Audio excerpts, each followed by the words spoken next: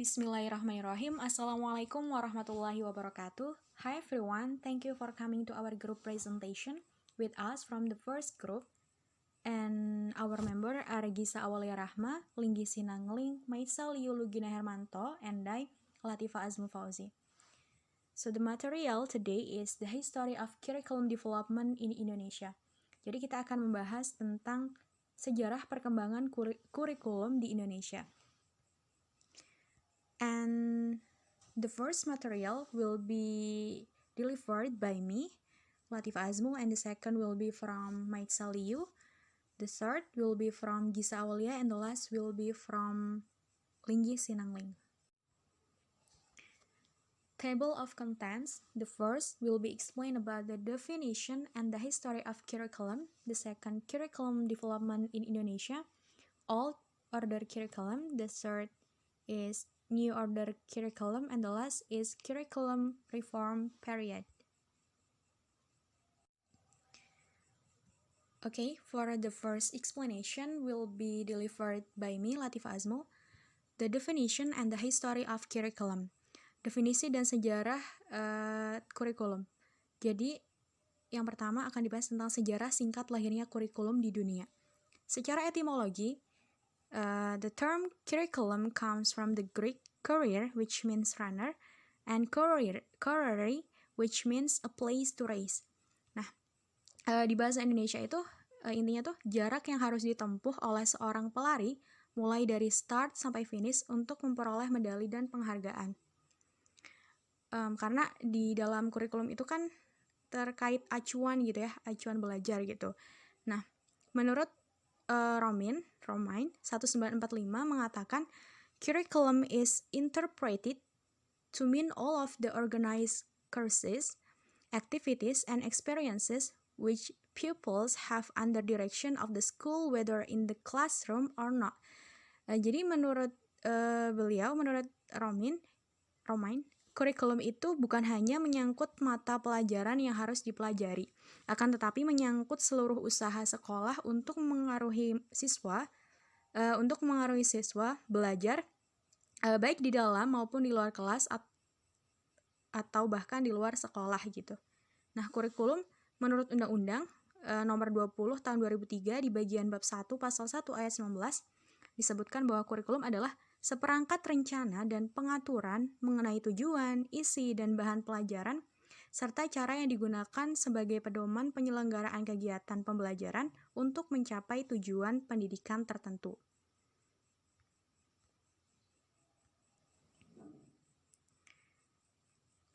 Nah, perkembangan iptek dan adanya tuntutan-tuntutan dari masyarakat ya seiring berkembangnya zaman itu mengakibatkan pergeseran makna kurikulum. Kurikulum itu tidak lagi dianggap sebagai mata pelajaran saja, melainkan dianggap sebagai pengalaman belajar siswa.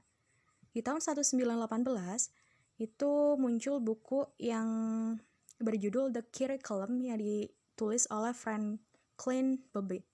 Lalu pada tahun 1926, itu juga Perkumpulan Masyarakat Nasional Amerika menerbitkan buku yang berjudul The Foundation and Technique of Curriculum Construction. Nah, setelah itu, sejak saat itu, kurikulum menjadi lapangan studi yang dalam perkembangannya itu mengalami variasi.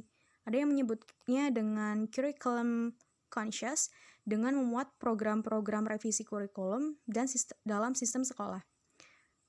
Contohnya itu, Denver dalam tahun 1922 mengemukakan studi kurikulum bertema Rencana Perbaikan Kurikulum. And the next is curriculum development in Indonesia. Selanjutnya itu kita masuk ke perkembangan kurikulum di Indonesia. Jadi perkembangan kurikulum di Indonesia itu sebenarnya ada pra kemerdekaan dan pasca kemerdekaan. Kita akan bahas tentang, jadi kalau pra kemerdekaan itu berarti pas kurikulum pada saat penjajahan Belanda Jepang gitu ya. Kita akan fokus ke kurikulum pasca kemerdekaan. Jadi ada kurikulum Orde Baru, Orde Lama, Orde Baru, lalu di masa reformasi.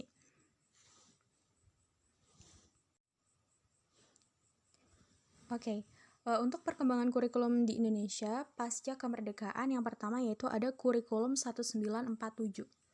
Nah, pada masa ini istilah kurikulum itu belum digunakan.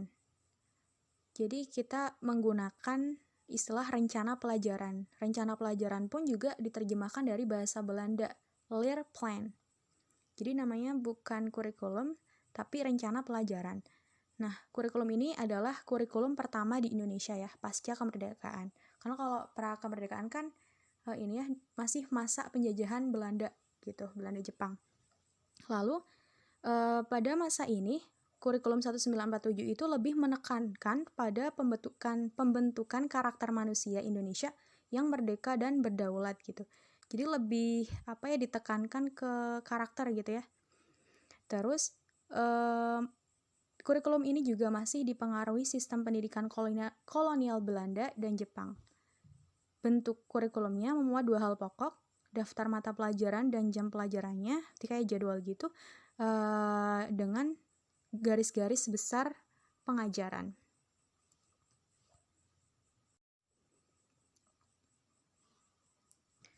Nah, untuk kelebihan dan kekurangan dari kurikulum 1947, yang pertama untuk kelebihan, kurikulum ini memiliki fungsi strategis dalam mempersatukan bangsa Indonesia melalui pendidikan.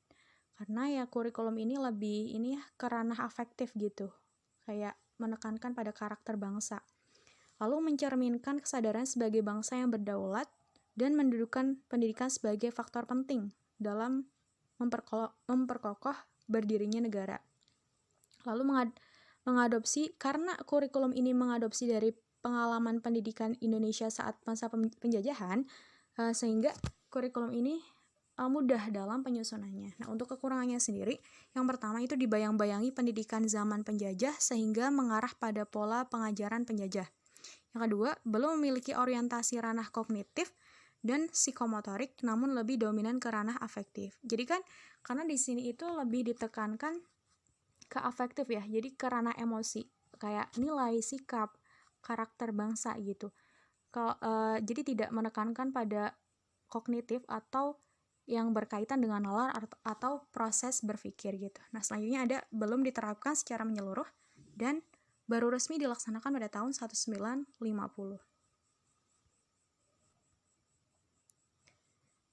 Nah, untuk selanjutnya yaitu ada kurikulum 1952. Kurikulum ini bernama Rencana Pelajaran Terurai 1952. Tadi kalau yang sebelumnya kan rencana pelajaran. Nah, di sini di tahun 1952 itu dinamakan Rencana Pelajaran Terurai 1952. Di kurikulum ini sudah terdapat rincian mata pelajaran dan menggunakan silabus sebagai pokok-pokok atau isi materi pelajarannya. Nah, setiap pelajaran harus memperhatikan isi pelajaran yang dihubungkan dengan kehidupan sehari-hari. Jadi kayak implementasinya gitu. Terus, mata pelajaran diklasifikasikan dalam 5 kelompok bidang studi. Ada apa aja? Ada moral, kecerdasan, emosional atau artistik, keprigalan atau keterampilan, dan yang terakhir ada jasmania.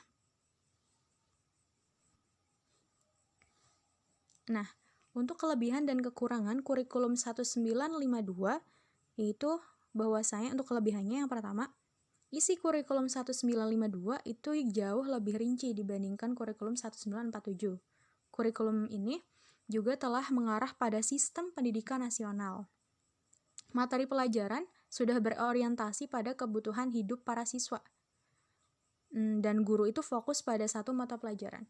Nah, untuk kekurangannya, kurikulum 1952 ini belum mampu menjangkau seluruh wilayah Indonesia. Jadi kan ini ya, kurikulum ini tuh sudah mengarah pada sistem pendidikan nasional, tapi belum menjangkau keseluruhan wilayah Indonesia. Lalu materi pembelajaran belum orientasi masa depan. Terus yang selanjutnya ada kurang membangkitkan kreativitas dan inovasi guru. Kenapa? Karena guru itu fokus ke satu mata pelajaran saja gitu. Terus yang terakhir itu ada siswa masih diposisikan sebagai objek karena guru menjadi subjek sentral dalam pentransferan ilmu pengetahuan. Jadi ya pengetahuan yang didapatkan siswa ya tergantung gurunya gitu. Jadi berpatok pada guru saja gitu. Dan untuk selanjutnya Itu akan dipaparkan oleh Saudari Maid Salyu. Dipersilahkan. Terima kasih. Bismillahirrahmanirrahim. Assalamualaikum warahmatullahi wabarakatuh. Nama saya Maid Salyu Hermanto. Jadi di sini saya akan menjelaskan tentang kurikulum di tahun 1964. The education curriculum was revised to the 1964 education plan right at the end of Sukarno reign. The concept of active, creative, and productive learning developed as a concept in the 1964 education plan. This learning idea requires school guiding students to be able to solve problems on their own. Jadi pada masa Orde Lama di tahun 1964 itu, pada akhir era kekuasaan Soekarno, kurikulum pendidikan yang lalu diubah menjadi Rencana Pendidikan 1964. Nah, isu yang berkembang pada masa Rencana Pendidikan ini adalah konsep pembelajaran yang bersifat aktif, kreatif, dan produktif. Konsep pembelajaran ini mewajibkan sekolah membimbing anak agar mampu memikirkan sendiri pemecahan persoalan. Jadi anaknya dipaksa lebih aktif, bukan dipaksa sih, tapi lebih dituntut untuk aktif dan kreatif, lebih produktif, kayak gitu. Nah, pada saat itu pendidikan dasar lebih menekankan kepada pengetahuan dan kegiatan fungsional praktis yang disesuaikan dengan perkembangan anak. Ada 74 cara belajar yang dijalankan dengan metode yang disebut gotong royong terpimpin. Selain itu, pemerintah menerapkan hari Sabtu sebagai hari kerja. Nah, hari kerja ini tuh apa sih? Jadi maksudnya pada hari Sabtu siswa diberi kebebasan untuk berlatih di bidang kebudayaan, kesenian, olahraga, dan permainan atau sesuai minat bakat siswa.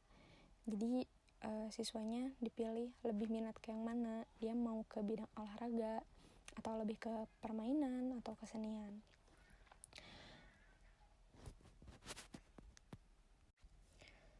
Nah, bisa dilihat ya teman-teman, di sini ada tabel. Jadi kurikulum tahun 1964 ini adalah alat untuk membentuk manusia Pancasilais yang sosialis Indonesia dengan sifat-sifat seperti pada ketetapan MPRS nomor 2 tahun 1960. Nah, jadi mata pelajaran yang ada di tahun itu teh apa aja? Nah, ini ada, kita bisa lihat bareng-bareng ya di tabel. Jadi yang pertama ada perkembangan moral, yaitu diisi dengan pendidikan kemasyarakatan, pendidikan agama atau budi pekerti. Yang kedua ada pengembangan kecerdasan, yaitu ada bahasa daerah, bahasa Indonesia, berhitung, pengetahuan alamiah. Yang ketiga, perkembangan emosional atau artistik, yaitu ada pada pendidikan kesenian. Yang keempat, pengembangan keprigelan, yaitu pendidikan keprigelan sendiri, mata pelajarannya. Dan yang terakhir ada pengembangan jasmani, jadi ya pendidikan jasmani. Next, di sini ada kurikulum di Orde Baru, yaitu pada tahun 1968. The government improved the curriculum in Indonesia. The government goal for citizens to get academic knowledge for reintegration at elementary level is shown in this curriculum. Focuses learning on the Pancawardhana program. That is pengembangan moral, kecerdasan, emosional atau artistik, keprigelan, dan jasmani. Education focus on activities that improve intelligence, ability, as well as growth of a healthy and strongly physically. This curriculum was created out of politics as replaced the old curriculum, that is 1964 education plan. The main goal is to create real Pancasila people, and the subject matter structure in this curriculum is Pancasila teaching group, basic knowledge, and unique talent. Jadi pada masa kurikulum di tahun Orde Baru ini, di tahun 1968, usai tahun 1952 menjelang tahun 1964, pemerintah kembali menyempurnakan sistem kurikulum di Indonesia, yang kali ini diberi nama Rencana Pendidikan. Pokok-pokok pikiran kurikulum 1964 yang menjadi ciri kurikulum ini adalah bahwa pemerintah mempunyai keinginan agar rakyat mendapat pengetahuan akademik untuk pembekalan pada jenjang SD, sehingga pembelajaran dipusatkan pada program Pancawadana, yaitu pengembangan moral, kecerdasan emosional, artistik, kepribadian, dan jasmani. Jadi ini tuh kayak pembaharuan. Jadi kurikulum yang lama tuh kan kurikulum 1964. Jadi di tahun 1968 ini tuh disempurnain lagi gitu. Dilakukannya perubahan struktur kurikulum pendidikan dari Pancawarana menjadi pembinaan jiwa Pancasila, pengetahuan dasar, dan kecakapan khusus. Kurikulum ini merupakan perwujudan dari perubahan orientasi pada pelaksanaan Undang-Undang Dasar secara murni dan konsekuen.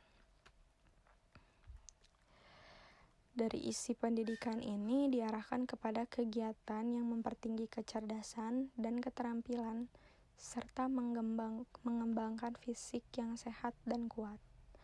Kelahiran kurikulum ini bersifat politis, yaitu mengganti rencana pendidikan tahun 1964 yang dicitrakan sebagai produk Orde Lama. Tujuannya yaitu ada pada pembentukan manusia Pancasila sejati.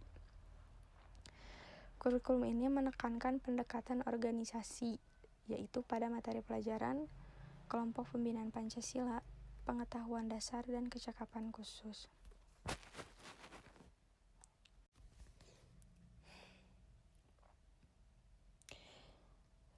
Dan ini selanjutnya di tahun 1968 itu dirubah lagi mata pelajarannya. Jadi yang pertama ada pembinaan jiwa Pancasila, yaitu ada pendidikan agama, pendidikan kewarganegaraan, bahasa daerah, bahasa Indonesia, pendidikan olahraga. Yang kedua ada pengetahuan dasar, pengembangan pengetahuan dasar, yaitu ada berhitung, IPA, pendidikan kesenian, pendidikan kesejahteraan keluarga. Yang ketiga ada pembinaan kecakapan khusus, yaitu pendidikan kejuruan. Selanjutnya ada kurikulum pada masa Orde Baru, yaitu di tahun 1964. In the preface to the curriculum 1975, the Minister of Education of the Republic Indonesia, Syarif Tajib, explained the background of the establishment of curriculum that is as a guideline for implementation of teaching in school. Since 1969, in Indonesia, there have been many changes that occur as a result of the pace of national development, which has new impact on national education program.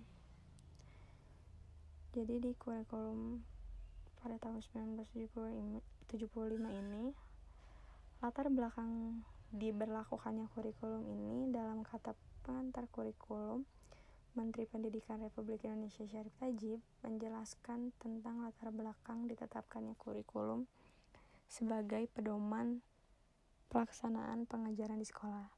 Penjelasan tersebut sebagai berikut. Yaitu sejak tahun 1969 di negara Indonesia telah banyak perubahan yang terjadi sebagai akibat lajunya pembangunan nasional yang mempunyai dampak baru terhadap program pendidikan nasional. Jadi ada hal-hal yang mempengaruhi program maupun kebijakan pemerintah. Nah, jadi penyebabnya itu apa sih?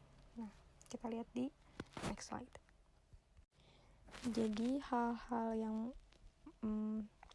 menyebabkan atau mempengaruhi program ini, yaitu poin A. Selama Pelita 1 yang dimulai pada tahun 1969, telah banyak timbul gagasan baru tentang pelaksanaan sistem pendidikan nasional. Yang poin kedua yaitu poin B, adanya kebijaksanaan pemerintah di bidang pendidikan nasional yang digariskan dalam teknologi untuk mempercepat lajunya pembangunan. Poin C, adanya hasil analisis dan penilaian pendidikan nasional oleh Departemen Pendidikan dan Kebudayaan mendorong pemerintah untuk meninjau kebijaksanaan pendidikan nasional. Dan yang D, yaitu adanya inovasi dalam sistem belajar mengajar yang dianggap lebih efisien dan efektif yang telah memasuki dunia pendidikan Indonesia. Yang poin terakhir adalah keluhan masyarakat tentang mutu lulusan pendidikan untuk meninjau sistem yang kini sedang berlaku.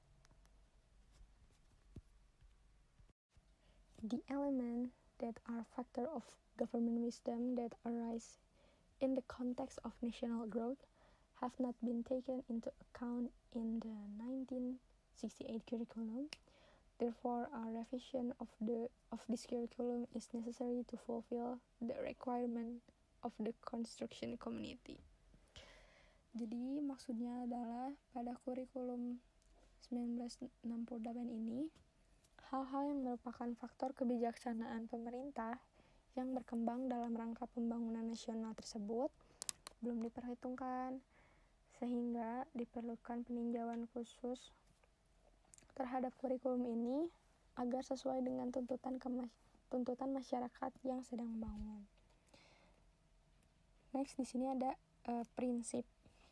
Jadi prinsip pelaksanaan kurikulum pada tahun 1975 ini, kurikulum sebagai pengganti kurikulum tahun sebelumnya, yaitu tadi 1968, yang menggunakan prinsip-prinsip sebagai berikut. Nah, kita bisa lihat ya di slide ada 5.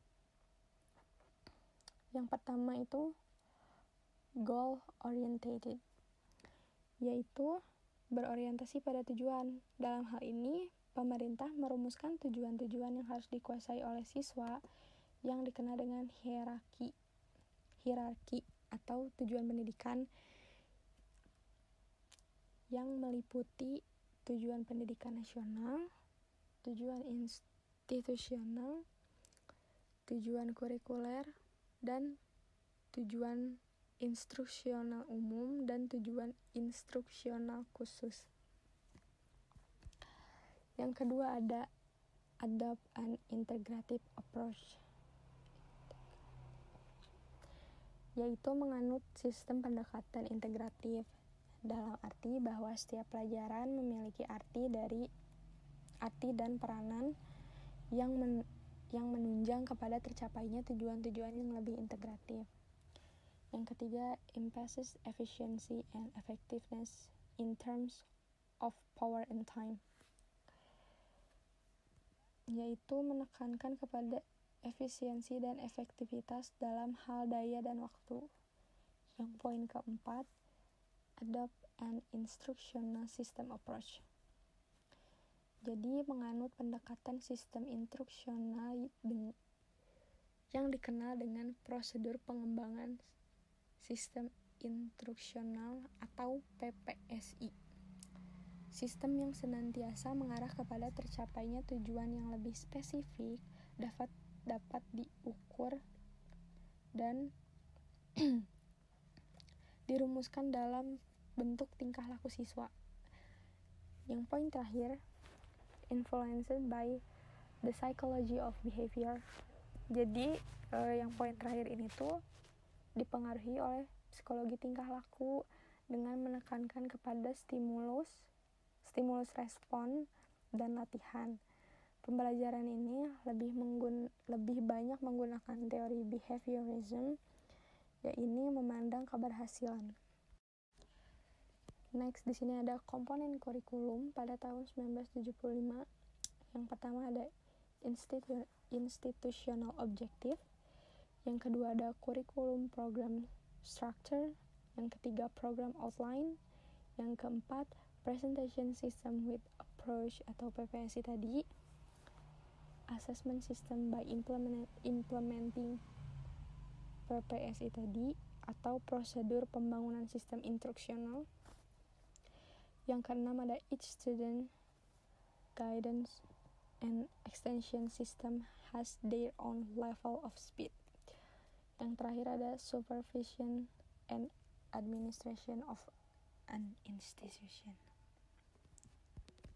Nah, ini ada beberapa mata pelajaran yang diajarkan pada tahun tersebut atau kurikulum tersebut. Yang pertama ada pendidikan agama, pendidikan moral dan Pancasila, bahasa Indonesia, IPS, matematika, IPA, olahraga, kesenian, dan yang terakhir adalah keterampilan khusus.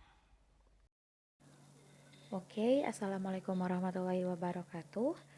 Let me introduce myself. My name is Gisa Awalia Ramahkim, and in this part, I want to tell you about the curriculum in 1984.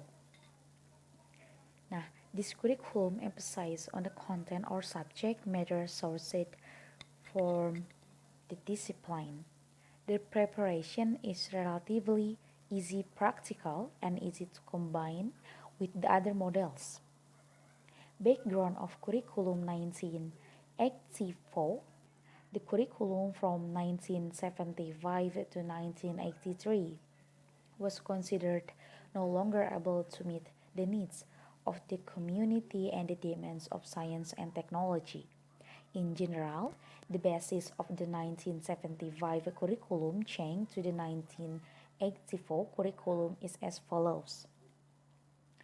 Number 1, there are several elements in GBHN 1983 that have not been accommodated into the curriculum of primary and secondary education. Number 2, there is a mismatch between the curriculum materials of various fields of study with the abilities of students. Number 3, there is a gap between curriculum programs and their implementation in schools. Number 4, students, the content of the curriculum that must be taught at almost every level. And number 5, implementation of national struggle, historical education or PSPB as a stand-alone field of education ranging from the level of children to high school, including out-of-school education. And number 6, procurement of new study programs like such as in high school to meet the needs of employment development. Okay, for the next is features of the 1984 curriculum. Number 1, oriented to instructional purpose. Number 2, therefore, before choosing of determining teaching materials, the first to be formulated is what goals students should achieve. And number 3, the teaching approach is student-centered through the way students learn actively or GBSA. Number 4, the subject matter is packaged using a spiral approach. Number 5, instill understanding first before being given exercise. Number 6, material are present based on the level of readiness or maturity of the students. Number 7, use a process skills approach. Nah, next selanjutnya ada kebijakan dalam penyusunan kurikulum pada tahun 1984. Yang pertama itu adanya perubahan dalam perangkat mata pelajaran inti. Ketika pada kurikulum 1975 hanya terdapat 8 mata pelajaran inti, sedangkan ketika kurikulum 1984 terdapat 16 mata pelajaran inti. Yang kedua, penambahan mata pelajaran pilihan yang sesuai dengan jurusan masing-masing. Yang ketiga, adanya perubahan program jurusan. Jika semula pada kurikulum 1975 itu terdapat 3 jurusan di SMA, diantaranya IPA, IPS, dan Bahasa, sedangkan di kurikulum 1984 itu jurusan dinyatakan dalam program A dan B. Yang terakhir atau yang keempat itu pentahapan waktu pelaksanaan kurikulum. Pada kurikulum 1984 ini dilaksanakan secara bertahap dari kelas 1 SMA berturut tahun berikutnya di kelas yang lebih tinggi. Oke, untuk selanjutnya itu kurikulum in 1994 atau kurikulum di tahun 1994. At first, there is a background of curriculum 1994. First, that in accordance with the 1945 Constitution mandates efforts to educate the life of the nation and that the government to maintain and organize a national teaching system regulated by law. The second, that to realize national development in the field of education, it's necessary to improve the implementation of national education, which is adapted to the development of science and technology and the arts, community development and development needs. And the third, with the enactment of the law of the Republic of Indonesia, number 2 of 1989, concerning the national education system, the public high school curriculum needs to be adjusted to the laws and regulation. Oke, untuk selanjutnya itu ada curriculum principal in 1994. Number 1 is division of the stage of lessons in schools with the Cisulan system. Number 2, learning in schools emphasize the subject matter that is quite dense, oriented to the subject matter or content. Number 3, the 1994 curriculum is populist, which imposed one curriculum system for all students throughout Indonesia. Number 4, in the implementation of activities, teacher should choose and use strategies that involve active students in learning, both mentally, physically, and socially. 5, in teaching, a subject should be adapted. 6, the peculiarities of concept or subject and the development of students' thinking. So it's expected that there will be compatibility between teaching that emphasize understanding concept and teaching that emphasize problem solving and problem solving skills. 7, teaching from the concept to the abstract, from the easy to the difficult, and from the simple to the complex. And the last, repetition of material that is considered difficult needs to be done for establishment of students' understanding.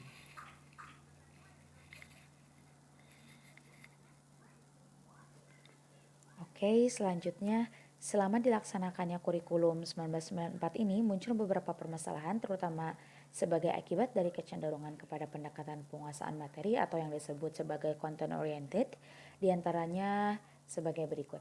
Yang pertama itu beban belajar siswa terlalu berat karena banyaknya mata pelajaran dan banyaknya materi atau substansi setiap mata pelajaran. Yang kedua, materi pelajaran dianggap terlalu sukar karena kurang relevan dengan tingkat perkembangan berpikir siswa dan kurang bermakna karena kurang terkait dengan pengaplikasian kehidupan sehari-hari.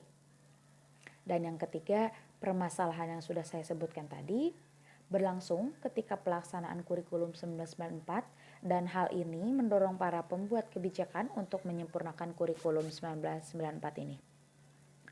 Dan juga salah satu upaya penyempurnaan itu diberlakukan lah suplemen kurikulum 1994.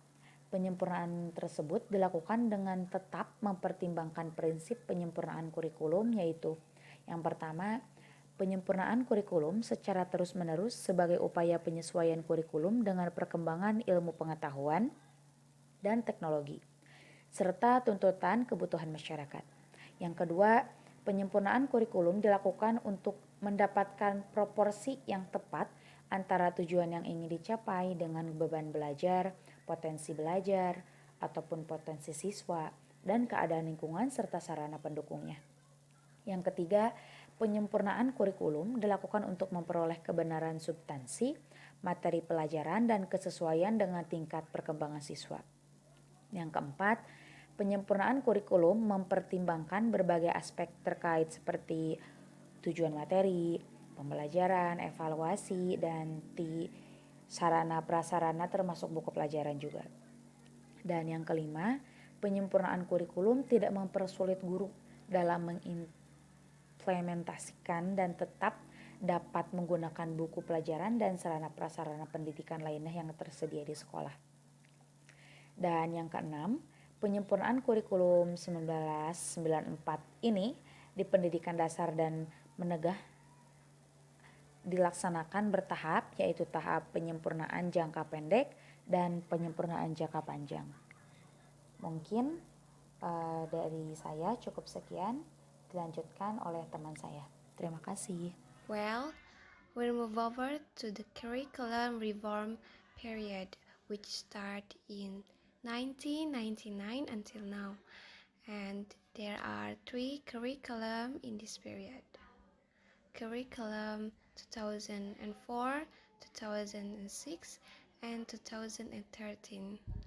The first curriculum in this reform period is Curriculum 2004, which known as KBK, Kurikulum Berbasis Kompetensi. KBK itself is a concept approach curriculum strategy that emphasizes the mastery of certain competencies. Learners not only master knowledge and understanding, but also skills, attitudes, interests, motivation, and values in order to do things responsibly. And for the main goal in this curriculum is to engage or inspire the school in the development of skills that will be handed on the students in accordance with the environment. Next, the main components of this curriculum, as said Sukamara, are curriculum and learning outcomes, which contains the development of learners' competencies. Class-based assessment, which contains the principle, awareness, and implementation of continuous assessment that is accurate and consistent.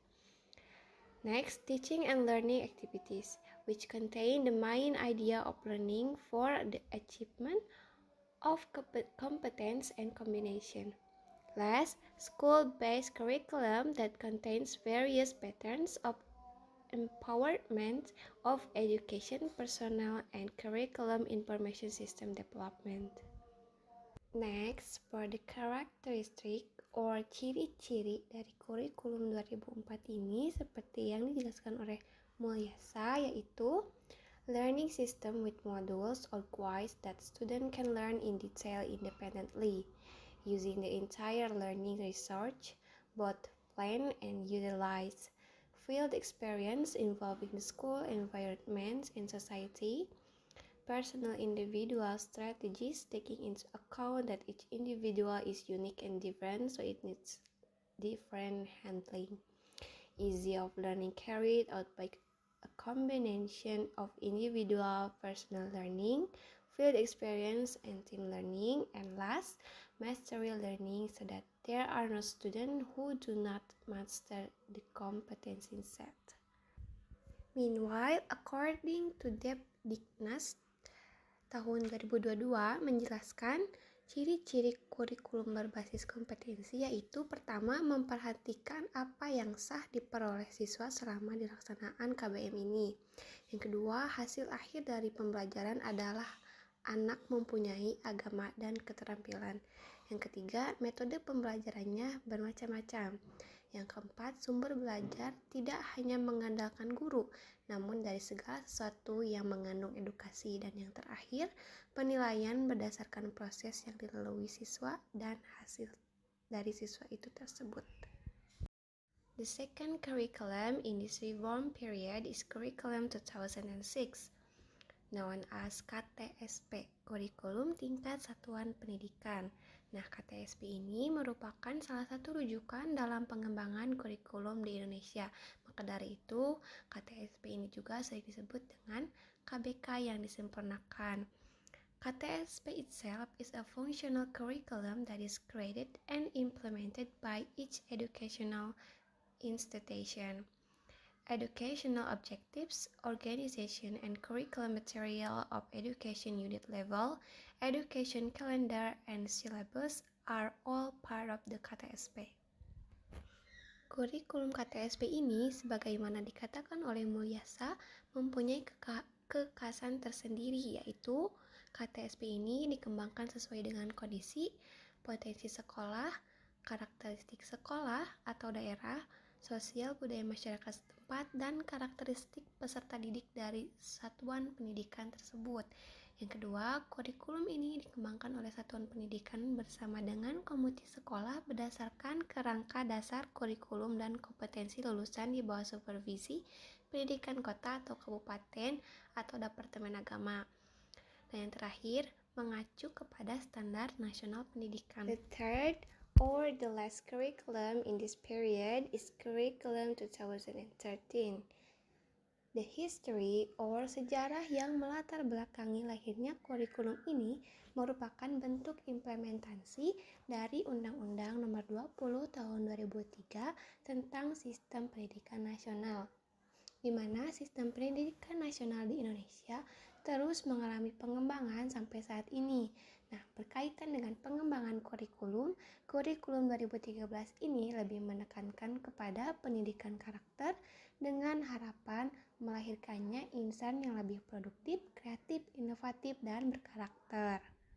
And then, the characteristic of Curriculum 2013 are develop a balance between cognitive, affective, and psychomotor. Students apply what has been in school in their daily lives, develop effectiveness, cognitive, and psychomotor, and apply them in various situations in schools and communities. Provide students with ample opportunities to develop effective cognitive and psychomotor aspects. Core competencies are spelled out into basic competencies. Basic competencies derived from core competencies must be appropriate and synchronous. Unless basic competencies are developed based on accumulative principles mutually reinforcing and encouraging between subjects and educational levels. These characteristics are according to Masobirin tahun 2016, page 39 to 40. Salah satu alasan lain mengapa KTSP dikembangkan menjadi kurikulum 2013 adalah because the KTSP curriculum is considered imperfect and still has many issues, especially now that we live in digital era where everything can be done with technology. KTSP must be updated to the 2013 curriculum immediately. One of the important reasons for perfecting a curriculum is development in technology as well. So that's all explanation from our presentation today. Thank you for the best attention, and we are so sorry if we had a mistakes. And the last we say, wassalamualaikum warahmatullahi wabarakatuh. Thank you.